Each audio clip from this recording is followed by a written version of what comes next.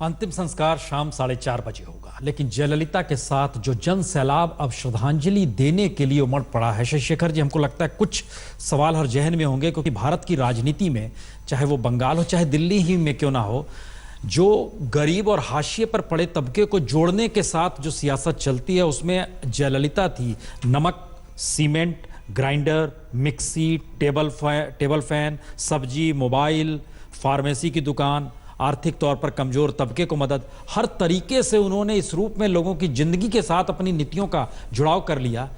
यही वजह है अम्मा। ये बहुत बड़ी वजह है कि देखिए, ऐसा होता है कि एक एंट्री मिल जाती है आपको किसी एक खास सुअवसर से। अगर आप याद करें तो आज मैं अभी देख रहा था शशिकला को काली साड़ी में लिपटी हुई शुरू हुई, तो अंतिम सफर में उनको उस बस पे चढ़ने नहीं दिया गया था। और वो एक शायद मूवमेंट था जब उन्हें लगा कि अब ये समय आ गया है जब मुझे और स्ट्रांगली इस पार्टी में काम करना चाहिए। लेकिन जब वो आई और जब वो सत्ता में आई तो उनको ये अच्छी तरीके से मालूम था कि अंधश्रद्धा के इस दौर को तभी तक कायम रखा जा सकता है जब कुछ जनता के पसंद आने वाली नीतियां लाई जाएं सामने। अब 1 रुपए में इडली, 5 रुपए में इडली वहां का एक टैक्सी ड्राइवर खरीदता है और दिन भर खाता रहता है उसको, और जब भी खाता है तो वो अम्मा का नाम जरूर लेता है। तो मुझे ऐसा लगता है कि जयललिता ने जो उनको एक अवसर मिला राजनीति में प्रवेश करने का, उन्होंने इसको सीमेंटेड किया अपनी इन जनता के हित वाली नीतियों से। काश उत्तर भारत की जो 1-2 और नेता हैं जिनके पास इस तरह के अवसर आए थे। मैं कभी कभी उत्तर और दक्षिण की राजनीति की तुलना करता हूँ। उत्तर में थोड़ा देर से ही सही पिछड़ों का एक मूवमेंट आया, किसानों के हित वाली पार्टियों ने हुकूमत की, दलितों के मूवमेंट ने उत्तर प्रदेश में तो बहुत ज़्यादा जोर पकड़ा। लेकिन हमारे यहाँ जो नीतियाँ बनी, मुझे ऐसा लगता है कि हमें साउथ के नेताओं से कुछ सबक लेना चाहिए कि वहाँ उन्होंने लॉ एंड ऑर्डर को कभी बिगड़ने नहीं दिया।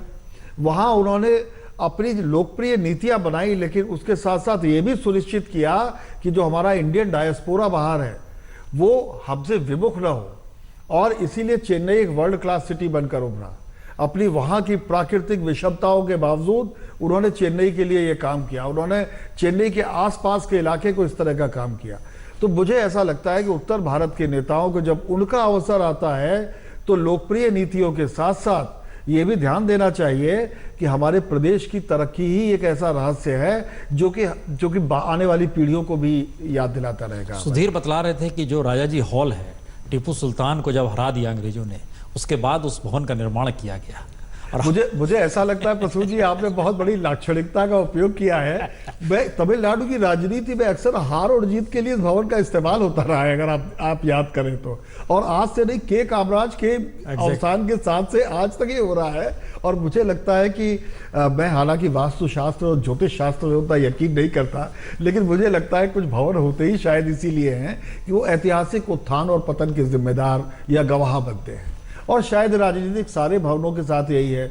अमेरिका में भी इस तरीके से है, हमारे देश में कई। हम इस सवाल को आगे बढ़ाएं। हमारे साथ धर्मेंद्र जुड़ गए हैं इस वक्त।